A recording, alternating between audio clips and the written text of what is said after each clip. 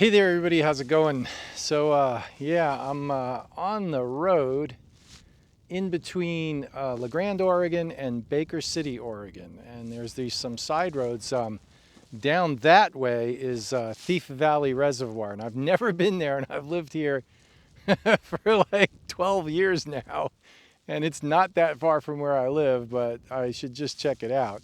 But I don't know if you can see behind me. It might be blurry, but there's a mountain range actually back there, and that's the Elkhorn Mountains. Those are the ones that are those are the mountains that are on the other side of the Baker Valley. So Baker City's over there, and yeah, surprisingly, like, it's a little breezy out here, but usually the winds rip through here pretty good.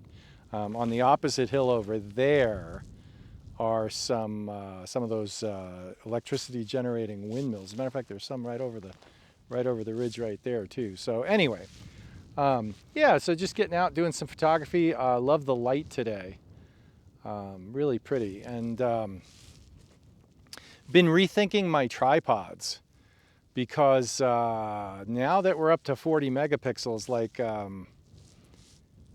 yeah, everything's got to be right. I'm not saying that my lightweight tripod, my lightweight Gitzo that I have been using with my 26 megapixel cameras isn't doing it, but I'm not so sure. What I'm going to give a try is I ordered it, and and I've had one before, but I never really had all the parts for it. Thomas Heaton's tripod, the iFootage Gazelle Fast Bowl with the Arca Swiss one-way, two-way. Well, you'll see it when I get it. I should have it next week. I'll do a video on it. And the only thing about that tripod combination, head and tripod combination, is that you kind of have to use an L bracket with it, or else you really can't do verticals. So I'm going to give it a shot. When I get the L bracket for the XT5, that should work out just fine. I don't mind the L bracket on the XT3 series, XT3 or XT5. I didn't like the L bracket on the XT4. I don't like an L bracket on any camera that has a fully articulating screen, because they don't play nice together. So, but on the XT, and the thing is, the XT5 and XT3 were smaller cameras. When you put the L bracket on, it didn't make them that much bigger. Like when you get to the size of the XH2, which is just a little bit bigger than an XT5 or XT3, but it is definitely smaller than, let's say, a Sony A7R4 or A7 IV. The L bracket just makes it just a little too big to get in and out of most camera bags quickly and smoothly. So there is that. But on the XT5, I don't mind it so much. So, and I usually run it anyway. On my XT3, I ran the L bracket all the time. Just left it on there. It was no big deal at all. And I'll do the same thing with the XT5. Assuming that, the iFootage Gazelle TC7 with that Arca Swiss and all of that, assuming that works out pretty well. Thomas Heaton loves it, so we'll give it a shot. And it's a little heavier and it's a little bit bigger tripod, and I need that for the 40 megapixel cameras. So there is that. So I'm going to take a few snaps here. The other thing that I'm going to try to do is get away from running two tripods, because that's really annoying. But I got to figure out how to video me photographing without the other tripod. I might use the GoPro handheld kind of a deal. So we'll see. All right, take some shots. All right, so there's the mountains and the tracks back there, and that's kind of what I have framed up right there. I don't know if you can see that or not. I hope so. That's a little close. Maybe something like that.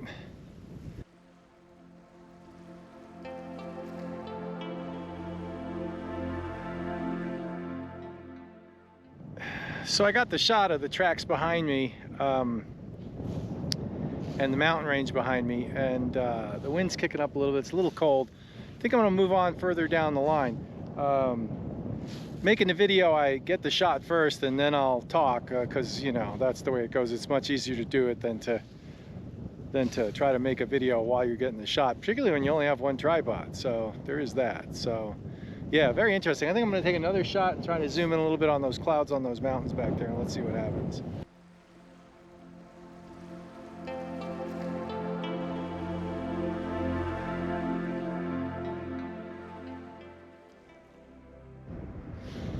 Okay, so I got a shot of the reservoir behind me over there with the light peeking through over there, and yeah, who knows? I just like the light. Kind of reminds me a lot of, well, not a lot, but it kind of reminds me a little bit of like the videos from England, you know, when they're in the Lake District and stuff. But obviously this is not the Lake District. This is Northeast Oregon. And what's interesting is if you come over here, you can see what's behind me.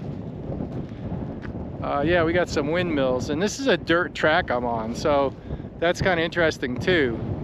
So yeah, this is right where I live. It's interesting. If you leave the town that I live in and you go up one road, you end up going up into the forests, which are over here. I'll show you.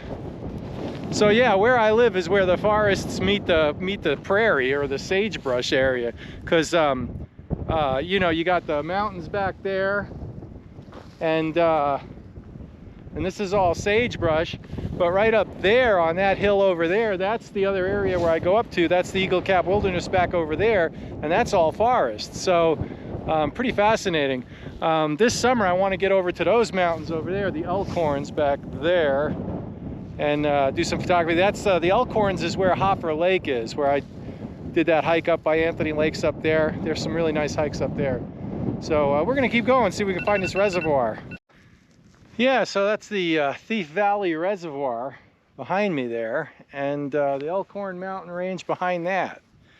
And the weather today has been interesting. It's been like it's about 39 degrees right now, right here. So it's warmish, and right here in the valley a little bit, I came down the road and it's the wind's kind of knocked off, so it's really nice right here.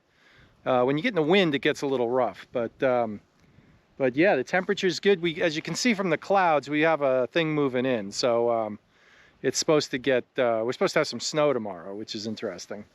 And so that's what's happening with all of that. So yeah, I've lived, like I said, I've lived here 12 years and I've never explored this.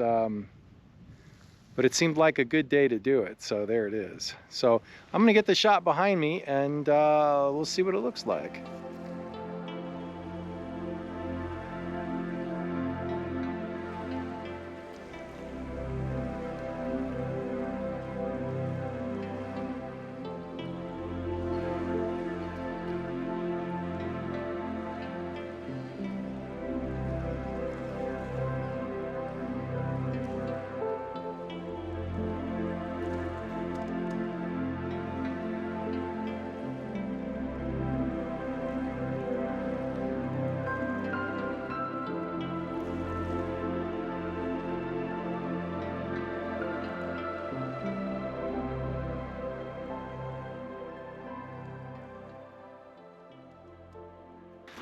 All right, well, thanks for coming out today. I really appreciate it. Like, subscribe, hit the bell for notifications, and it's always good when you can get out in February to do some photography when the weather is good enough and you're not risking life or limb or freezing to death or getting snowed on, although the snow is pretty, but so there it is.